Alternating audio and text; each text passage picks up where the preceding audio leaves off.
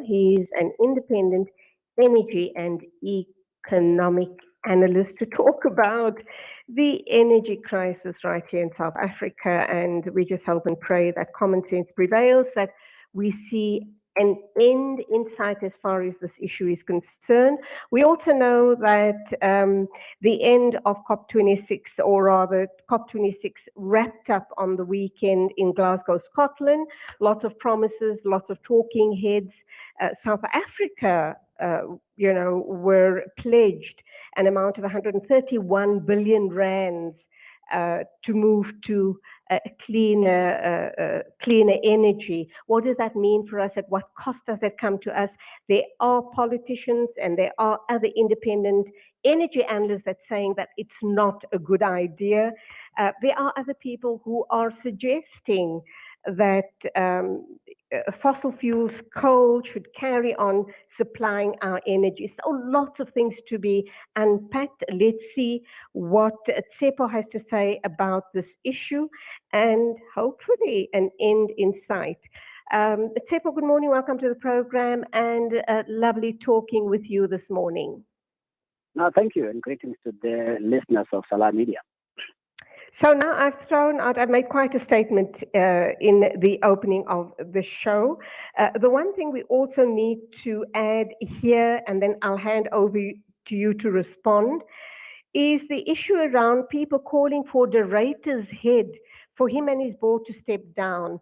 I threw this out on my show last week, and I said that De Ruyter inherited a broken system, a corrupt, broken, sabotage system, which possibly will, carry on in that vein if it's not fixed, and if these saboteurs are not rooted out.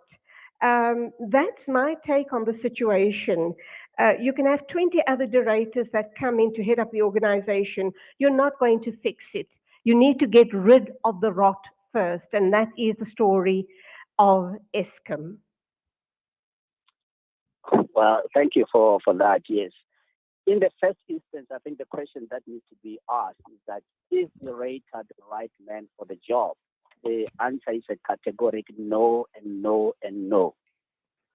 In the first instance, that De Ruyter violated the 90-day rule.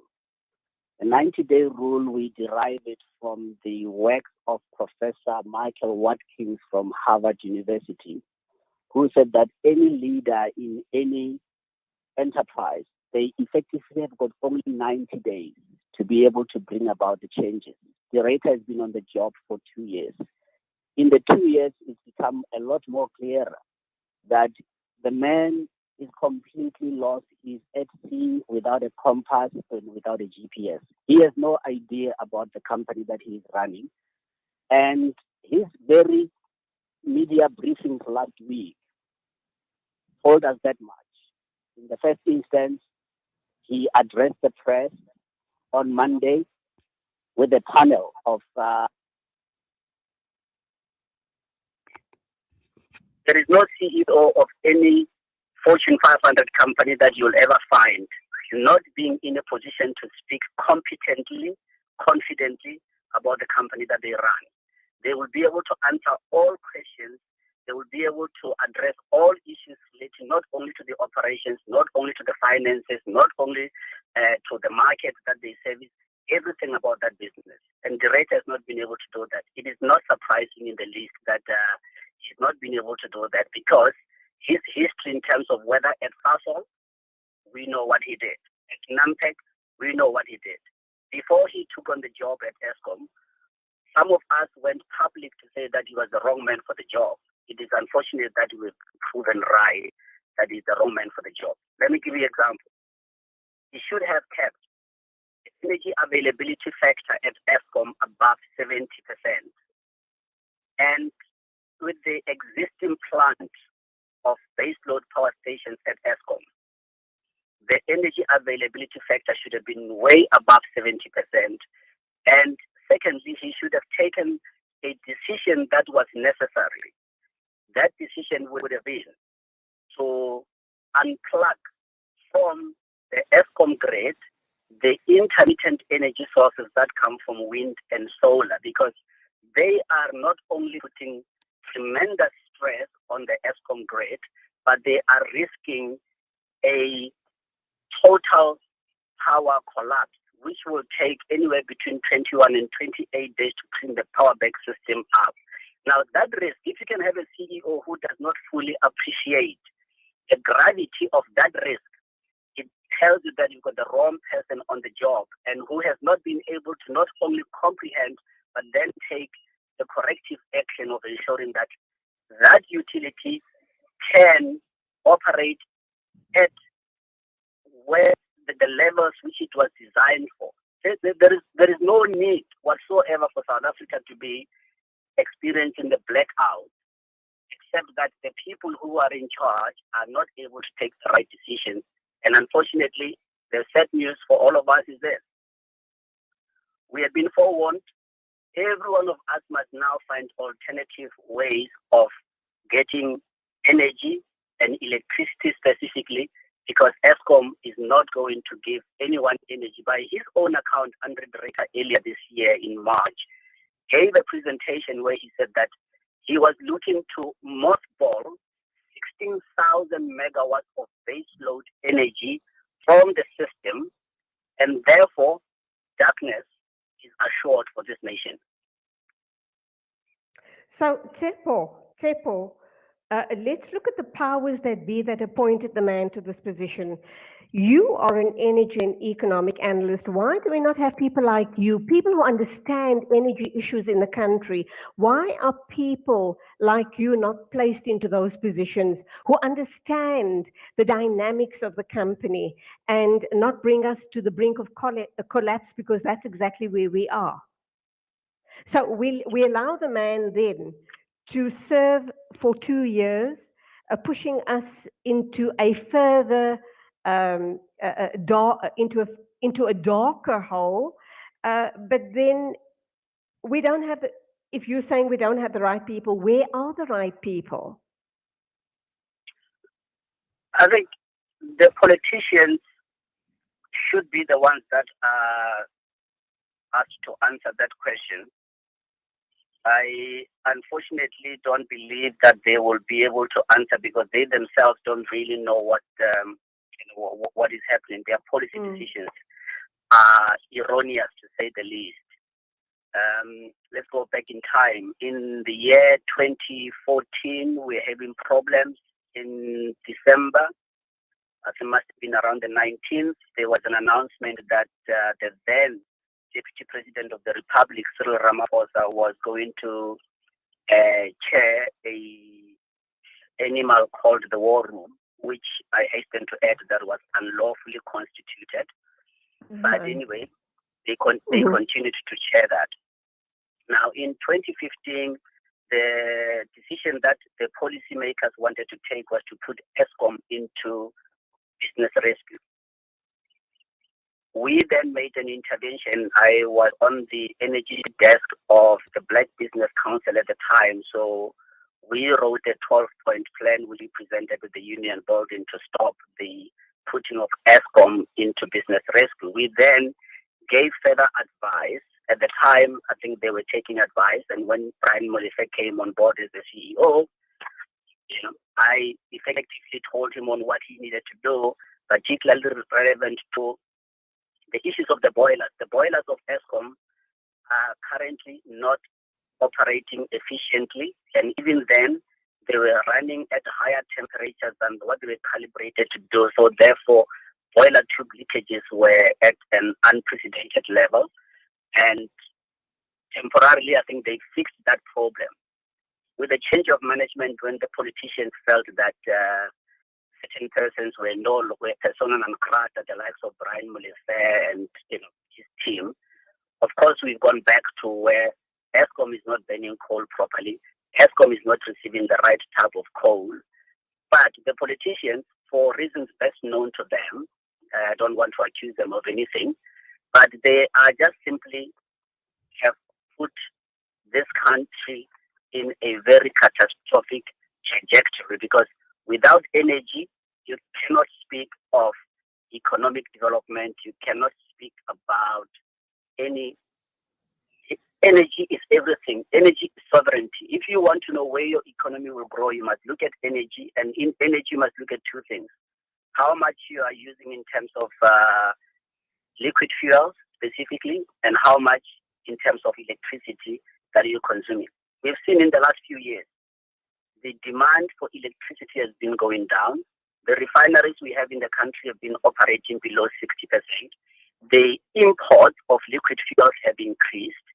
Not only the import of liquid fuels, we've also had to import other industrial chemicals which ordinarily we should have been manufacturing from the refining of crude oil.